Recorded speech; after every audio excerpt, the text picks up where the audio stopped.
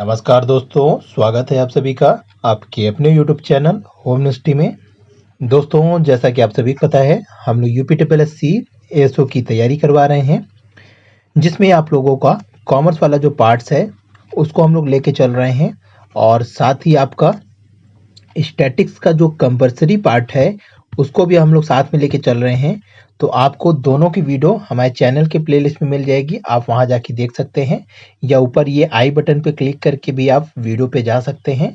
तो दोस्तों चलिए, आज का स्टैटिक्स का टॉपिक जो हम लोग कर रहे थे वो आपका डिस्पर्सन या कहें अपकिरण के बारे में हम लोग चर्चा कर रहे थे। इससे पहले भी हमने इस पे इंट्रोडक्शन वाला पार्ट बनाया था वीडियो, अगर आप वो नहीं देखें उसको जाके पहले देख लीजिएगा।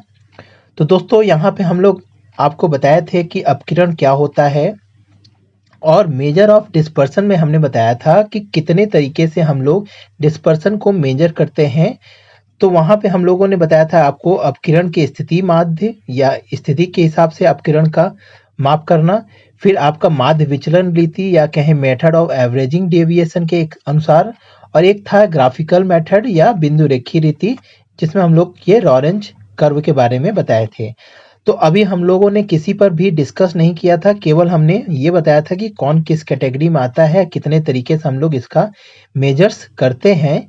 तो आपके सिलेबस में जो था वो भी हमने बताया था कि आपके सिलेबस में रेंज है, क्वार्टाइल डेविएशन है, मीन डेविएशन है और स्टैंडर्ड डेविएशन है। इसी को हमको बहुत विस्तार से समझना है। तो चलिए दोस्तों, एक एक करके आज हमारा ये रेंज वाला चीज हम लोग डिस्कस करेंगे। तो चलिए शुरू करते हैं। दोस्तों, रेंज के बारे में अगर हम लोग बात करें तो एक छोटा सा क्विक रिवीजन कर लीजिए कि हम लोगों ने बताया था कि अपकिरण वास्तव में होता क्या है। तो अपकिरण के बारे में हमने क्या बताया था कि जो आपका समांक माला है या सीरीज है, उस सीरीज में जो भी मीन हमने कैलकुलेट किया वो मीन सभी वैल्यू से कितनी दूरी पर है, या कहें कि मीन कितनी पास पास वैल्यू के है। इसी चीज को हम लोग किस में देखते थे, रेंज में, सॉरी अपकिरण में हम लोग समझते थे। तो यहाँ पे दोस्तों जो अपकिरण हम लोग मेजर्स कर रहे हैं, वहां पे बहुत ही सिंपल चीजों को कंसीडर करके हम क्या चल रहे हैं कि अगर कोई सीरीज दी हुई है तो उस सीरीज का जो भी सबसे हाईएस्ट वैल्यू होगा या कहें सबसे लार्जेस्ट वैल्यू, और उस सीरीज की सबसे लोएस्ट वैल्यू को हम लोग क्या करें, जब कंपेयर कर लें तो हम क्या देख लेते हैं कि हमारा रेंज सीरीज का कहां से कहां तक का है। सिंपल वे में अगर आप समझिए कि आपको कोई काम करने के लिए दिया जाता है, या जैसे कि कोई पुलिस अधिकारी होता है या कोई थानेदार होता है या दरोगा होता है, तो उसको क्या होता है, एक एरिया दिया जाता है कि किस एरिया से लेके किस एरिया तक को तुमको अपनी ड्यूटी निभानी है। तो सेम इसी तरह रेंज का भी क्या है डिस्पर्सन में, कि जब हम लोग समांक वाला या कोई डाटा दिया गया है समांक माला की सीरीज की, तो उस सीरीज की कुछ हाईएस्ट वैल्यू होती है बहुत, और कुछ बहुत ही लोएस्ट वैल्यू होती है। इसी दोनों पॉइंट को जब हम लोग कंसीडर करके देख लेते हैं तो हमें पता चल जाता है कि हमें किस में क्या है, आपका कितना रेंज इस सीरीज की है। तो इसी चीज को ज्ञात करने के लिए हम लोग रेंज का यूज करते हैं, और ये सिंपल सा आपका डिस्पर्सन मेजर्स टेक्निक है। इसमें करते क्या है, पहले इसको अगर हम लोग डिफरेंशिएशन देख लें तो the range of the set of data, the difference between largest and smallest number in the set. वही चीज हमने जो अभी बताया कि जो भी आपके पास सीरीज दी है उसके लार्जेस्ट एंड स्मॉलेस्ट सेट के बिटवीन जो भी डिफरेंसेस हैं उसी को हम लोग ज्ञात करते हैं। तो उसी को हम लोग क्या बोलते हैं, रेंज बोलते हैं।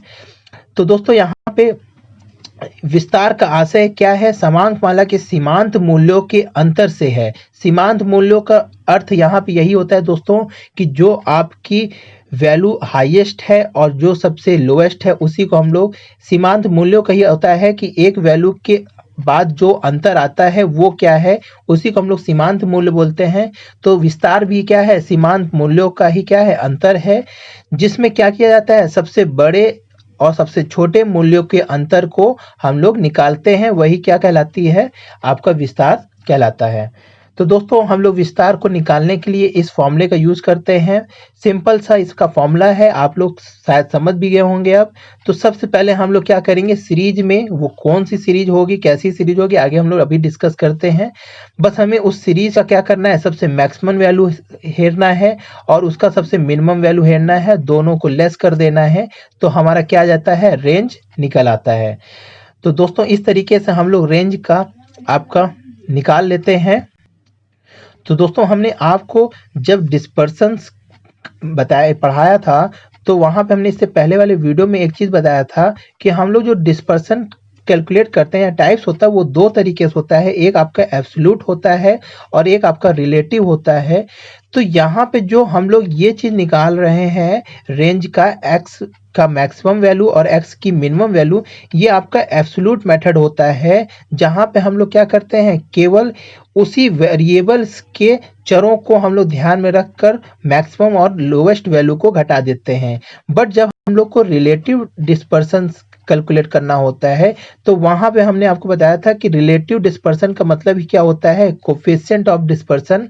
तो जब हम लोग यहाँ पे रिलेटिव रेंज निकालेंगे तो उसमें हम लोग क्या करेंगे, आपका जो रेंज आया है उसमें हम लोग क्या करेंगे, लोवेस्ट प्लस स्मॉलेस्ट वैल्यू को जोड़ के हम लोग इसका कोफिशिएंट ऑफ रेंज निकाल लेते हैं। तो इसी को हम लोग क्या बोलते हैं, रिलेटिव रेंज बोलते हैं। तो दोस्तों यहाँ पे तो ये चीज हम लोग समझ लिए हैं। अगर अब हम लोग इसके अलग अलग सीरीजों में चीजों को देख लें, तो यहाँ पे दोस्तों सबसे पहला सीरीज आपका इंडिविजुअल सीरीज दिया हुआ है। इसको अगर हम लोग देखें तो यहाँ पे देखिए एक एग्जांपल दिया है कि यहाँ पे एक रोल नंबर है और उसके सामने उसके मार्क्स दिए हुए हैं। तो यहाँ पे हमने क्या बताया कि अगर हमें रेंज निकालना है तो सबसे पहले सीरीज में क्या देखना है, हमें सबसे ज्यादा वैल्यू या सबसे मैक्सिमम वैल्यू को सर्च करना है इस वैल्यू में। तो यहाँ पे अगर हम लोग देखें 46, 32, 17, 41, 4, 26, 9, 30, 35, तो इसमें सबसे हाईएस्ट वैल्यू क्या है, 46 है। तो हमें x का मैक्सिमम वैल्यू क्या हुआ, पता चल गया। अब हमें मिनिमम वैल्यू सर्च करनी है, तो यहाँ पे साफ साफ दिख रहा है 4 क्या है, आपकी मिनिमम वैल्यू है। तो इस तरीके से क्या मिल गया, हमें मैक्सिमम वैल्यू पता चल गई 46 और मिनिमम वैल्यू पता चल गई 4। तो हम रेंज निकाल लेंगे 46 minus 4 is equal to 42 marks. तो यही आपका क्या हो गया, रेंज हो गया। और इसी के बाद अगर हम लोग कोफिशिएंट ऑफ रेंज निकालेंगे तो क्या करेंगे, इसी रेंज में से क्या डिवाइड कर देंगे, आपके सम L प्लस S कर देंगे। तो यहाँ पे हमारा क्या आ गया, 42/50 को जब हम लोग सॉल्व करेंगे तो आपका आ जाएगा 0.84। तो इस तरीके दोस्तों हम लोग इंडिविजुअल सीरीज में सिंपली आपका रेंज कैलकुलेट कर लेते हैं। बहुत ही इजी मेथड है। इसका प्रयोग कहाँ होता है, इसको हम लोग अभी आखिरी में देखेंगे और इसका प्रयोग क्यों करते हैं और इसकी क्या थोड़ी कमियां हैं, तो इसको भी हम लोग आगे समझेंगे। बस यहाँ पे आप लोग अलग अलग सीरीज में कैसे कैलकुलेट करते हैं इसको पहले देख लीजिए। दूसरा आपका यहाँ दिया है दोस्तों डिस्क्रीट सीरीज। डिस्क्रीट सीरीज में हम लोग क्या करते हैं दोस्तों, सिंपली हम लोग केवल किस चीज को देखते हैं, एक्स की फ्रीक्वेंसी को देखते हैं, सॉरी दोस्तों एक्स की वैल्यू को देखते हैं, ना कि फ्रीक्वेंसी को देखते हैं। हम लोग को यहाँ फ्रीक्वेंसी से कोई मतलब नहीं होता है, केवल हमको एक्स की वैल्यू से हमें मतलब होता है। तो यहाँ पर हम लोग करते क्या है, वही चीज एक्स की मैक्सिमम वैल्यू और एक्स की मिनिमम वैल्यू हो देखेंगे। तो यहाँ पे मैक्सिमम 14 है और मिनिमम 4 है, तो हम लोग यहाँ पे डायरेक्ट इसको कैलकुलेट कर लेंगे और आपका रेंज कैलकुलेट हो जाएगा। और जस्ट इसी के साथ ही कोफिशिएंट ऑफ रेंज निकालने के लिए हम क्या करेंगे, यहाँ पे L प्लस S कर देंगे, यहाँ जो 14 आपका था और यहाँ पे 14 प्लस 4 क्या हो जाएगा 18। तो 18 में जब हम लोग यहाँ पे सॉल्व करेंगे तो दोस्तों क्या आ जाएगा, आपका समथिंग 0.556 वैल्यू आ जाएगी।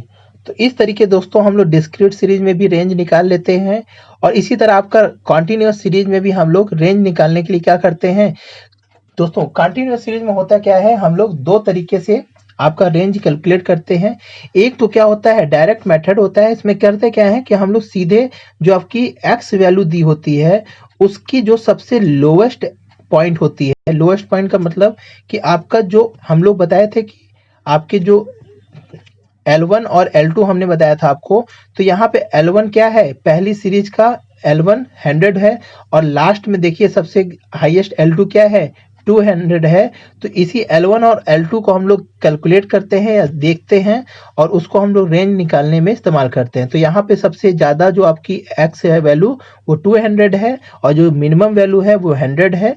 तो इसको जब हम लोग लेस करते हैं तो 100 आपका रेंज आ जाता है। और इसी के साथ जब हम लोग इसको जब कोएफिशिएंट ऑफ रेंज निकालेंगे तो क्या करेंगे, 200 माइनस 100 प्लस 200 प्लस 100, तो यानी कि 100 अपॉन 300, तो कितना आ जाएगा आपका 0.33 इसका आंसर आ जाएगा।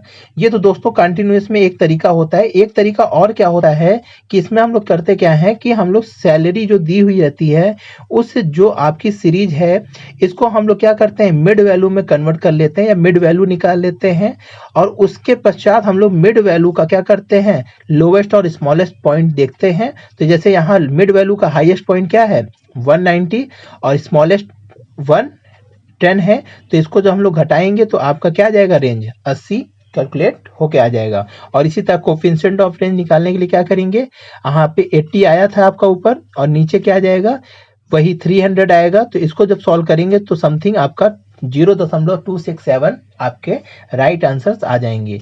तो दोस्तों इस तरीके से हम लोग अलग अलग सीरीज में रेंज को निकाल लेते हैं। बहुत ही ईजी चीज है, इसमें कुछ भी ज्यादा समझाने लायक है नहीं दोस्तों।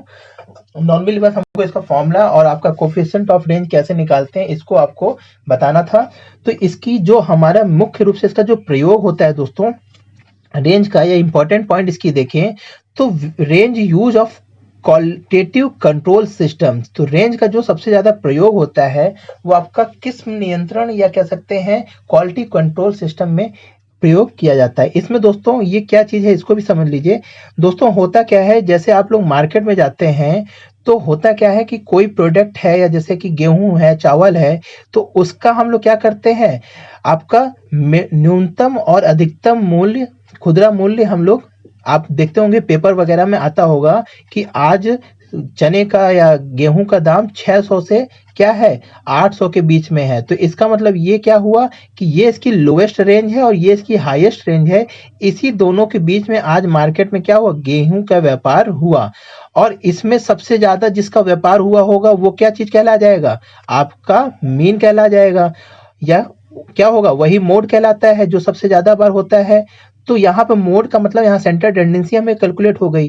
तो यहाँ पे दोस्तों एक पॉइंट निकल के सामने आता है क्या, कि जो आपका सेंट्रल टेंडेंसी होती है वो आपके रेंज के अंदर ही होती है या रेंज के भीतर ही होती है। ये पॉइंट याद रखिएगा दोस्तों, इंपॉर्टेंट पॉइंट है कि जो आपकी सेंट्रल टेंडेंसी होगी वो रेंज के भीतर ही होगी। मतलब कि आपके लोवेस्ट और क्या कहते हैं आपका जो लार्जेस्ट वैल्यू है और जो आपका स्मॉलेस्ट वैल्यू है इसी के बीच में क्या होता है, आपका सेंट्रल टेंडेंसी सरवाइव करता है। तो ये पॉइंट आप दोस्तों ध्यान रखिएगा। दूसरा पॉइंट अगर हम लोग देखें दोस्तों तो दिया है important role of for a weather forecasting. तो दोस्तों इसका रेंज का प्रयोग आप मौसम अनुमान में भी करते हैं। जैसे कि आप सभी को पता है कि हम लोग क्या कहते हैं कि आज 26 डिग्री से लेके 32 तक क्या था, तापमान था। तो ये क्या था, 26 मिनिमम टेम्परेचर था और मैक्सिमम टेम्परेचर क्या था, आपका 32 था। इसी के बीच में दिन भर क्या थे, जो मौसम के तापमान थे इसी के बीच में दिन भर मौसम बने हुए थे। या हम लोग जो फॉरकास्ट करते हैं तो कहते हैं कि कल आपका 26 से 32 मौसम रहेगा। तो इसका मतलब है कि इन्हीं दो टेम्परेचर के बीच में मौसम क्या रहेंगे, आपके बने रहेंगे। तो इसका प्रयोग दोस्तों दूसरा यहाँ पे मौसम अनुमान में भी किया जाता है। तीसरा अगर हम लोग देख लें तो in the stock market price of share in stock exchange in helpful. होता क्या है दोस्तों कि प्रतिदिन क्या होता है, स्टॉक मार्केट जानते ही होंगे आप लोग, वहां पे प्रतिदिन शेयरों का मूल्य में गिरावट होती है और आपकी शेयरों के मूल्य में अप या डाउन होता रहता है। तो हम लोग क्या करते हैं दोस्तों कि दिन भर में जितना भी शेयर का दाम क्या होता है घटता बढ़ता है, तो उसका सबसे लोवेस्ट पॉइंट हम लोग देखते हैं कि सबसे कम दाम पे शेयर आज कितने पे था। मान लीजिए अगर जैसे टाटा का कोई शेयर है वो लोवेस्ट पॉइंट आज 1000 पर शेयर पे आया था और हाईएस्ट पॉइंट उसकी एक शाम तक आते आते उसकी कितनी हो गई, 5000 शेयर तक हो गई। तो ये क्या कहेंगे कि आज जो टाटा का शेयर्स था वो 1000 से लेके 5000 के शेयर में बीच में आपकी खरीदी बिक्री इसकी की गई। तो ये आपका शेयर मार्केट में भी इसका प्रयोग किया जाता है रेंज का। दोस्तों रेंज का प्रयोग वहां हमेशा हर जगह होगा जहां पे हमें क्या होगा, एक अपर वैल्यू चाहिए है या एकदम लार्जेस्ट वैल्यू चाहिए और एक एकदम स्मॉलेस्ट वैल्यू चाहिए है, तो वहां पे आपका रेंज का प्रयोग होता है। अब दोस्तों ये चौथा पॉइंट अगर हम लोग देख लें तो इसमें दिया है कि open and class series not applicable and use. अब ये क्या है दोस्तों, खुले सिरे वाली जो समांग माला में गणना नहीं होता है। आप लोग पता होगा कि क्या होता है कि हमें क्या चाहिए, यहाँ पे आपकी जो सीरीज होती है उसको हमें क्या चाहिए, आपके 0 से 10 या फिर 10 से 20 ऐसे होनी चाहिए। आपकी एक्सक्लूसिव जो ओपन एंड क्लास होती है उसमें आपका रेंज का प्रयोग नहीं हो पाता है। तो ये तो दोस्तों ये हो गया। और लास्ट में अगर हम लोग पॉइंट देख लें, दिया है range a based on only 2 marginal value, this is a lag point range. अब ये कह रहा है कि रेंज क्या है, 2 सीमांत मूल्यों पर ही केवल आधारित होता है। जैसे हम लोगों ने अभी देखा क्या, एक लार्जेस्ट वैल्यू और एक स्मॉलेस्ट वैल्यू पर ही क्या होता है, ये बेस्ड होता है। ये बीच में किसी भी वैल्यू में कुछ भी चेंजेस कर दीजिए, इससे कोई भी उसको फर्क नहीं पड़ता है। अगर यहाँ पे आपका थाउजेंड्स है और यहाँ पे 100 है, तो बीच में अगर कोई वैल्यू 500 थी उसको बदल के 800 कर दीजिए, 300 कर दीजिए, 200 कर दीजिए, उससे कोई भी फर्क नहीं पड़ता है। इसीलिए इसे कहा जाता है कि ये लार्जेस्ट और स्मॉलेस्ट 2 ही सीमांत मूल्यों पर आधारित है। यही इसकी एक थोड़ी सी कमी भी है। तो इस तरह के दोस्तों यहाँ पे हम लोग आज रेंज को समझ लिए हैं। आशा करते हैं आपको ये सारी सीरीज में रेंज कैसे कैलकुलेट करते हैं समझ में आ गया होगा, और इसके प्रयोग, इंपॉर्टेंट पॉइंट्स क्या है, कमियां क्या हैं, ये भी आप लोग समझ लिए होंगे। तो दोस्तों आज के लिए इतना ही। नेक्स्ट वीडियो में हम लोग इसके नेक्स्ट पार्ट को देखेंगे जहां पे आपका क्वार्टाइल डेविएशन है, तो उस पर हम लोग चर्चा करेंगे। तो आज के लिए इतना ही दोस्तों। वीडियो अच्छी लगी तो लाइक कर दीजिए दोस्तों। अगर चैनल को अभी तक सब्सक्राइब नहीं किए हैं तो सब्सक्राइब कर लीजिए दोस्तों। और कोई भी इससे रिलेटेड कोई क्वेश्चन है तो आप कमेंट सेक्शन में पूछ सकते हैं। तो आज के लिए इतना ही दोस्तों। जय हिंद, जय भारत।